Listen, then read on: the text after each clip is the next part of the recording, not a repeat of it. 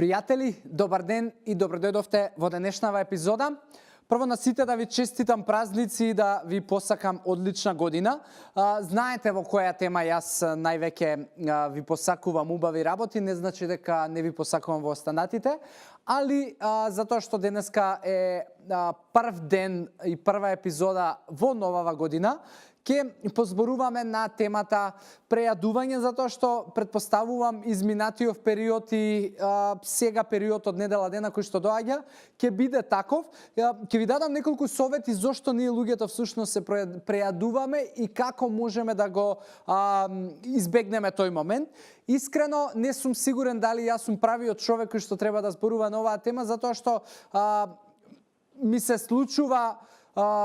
напати и мене да го правам истото поради причина што јадам премногу брзо и може би некој од вас се соочува со тоа, но за јадење на бавно темпо и побавно јадење ќе зборуваме во некоја друга тема која може би јас ќе го научам тоа. Како и да е, има неколку фактори зашто ние луѓето се прејадуваме. Прво и најосновно е човечкиот инстинкт во принцип е таков да затоа што нашите предци, основната цел во текот на нивното секојдневие живење биле да дојдат до храна. Тоа практично се создало како дел од нашиот живот и се уште луѓето го носиме во гените и имаме некој таков инстинкт и многу често кога ние луѓето ќе видиме храна, знаеме да изреагираме на начин да дај да изедам што повеќе затоа што не сум сигурен кога следен пат пак има, што е многу лесно за контролирање доколку сте малку посовесни, а верувам дека сте, затоа што ги гледате овие видеа. Друго нешто што исто така причинува прејадување е прегладнувањето. И прегладнувањето е многу честа појава зашто луѓето сметаат дека имаат проблем со благо, зашто луѓето сметаат дека имаат проблем со тесто, зашто сметаат дека имаат проблем со грицки, но тој проблем има многу едноставно решение, тоа поедноставување, односно зачестување на вашите оброци во текот на денот и пиење на доволно вода, затоа што ако ви имате почести оброци на 3-4 часа, веројатноста дека ќе дојде до прегладнување е многу мала и тоа ќе значи дека нема често да се прејадувате, ќе бидете сити речиси во текот на целиот ден. Друга работа поради која што луѓето се прејадуваат е тоа што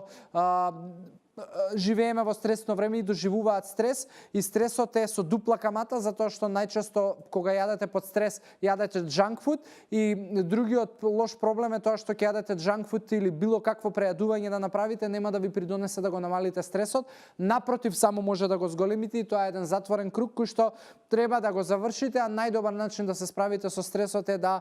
научите како да реагирате на ситуациите и да можеби си помогнете со некои вештини и дисциплини од типот на јога, медитација и да малку духовно се ослободите. Едно од решенијата како да избегнете во овие празнични периоди и денови да не претерувате со храна е прво да не менувате ништо и ако можеби попладне или вечер се е најавена некаква софра, седенка и знаете дека ќе има многу храна и многу пиење, тоа значи да не изостанувате во текот на денот, да имате и појадок, да пиете и вода, да имате и редовност на оброци. Гледајте можеби тие оброци пред да отидете на софра да бидат во помали количини за да имате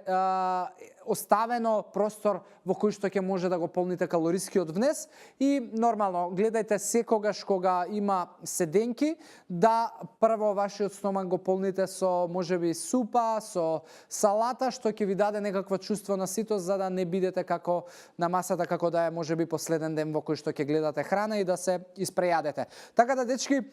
не знам колку ова ќе ви повлие и ќе ви помогне да не се прејадувате, но како и да е, мое да кажам и да пренесем информација, па макар и еден да му помогне, јас сум среќен. Знам дека нема кај секого да функционира. Како и да е,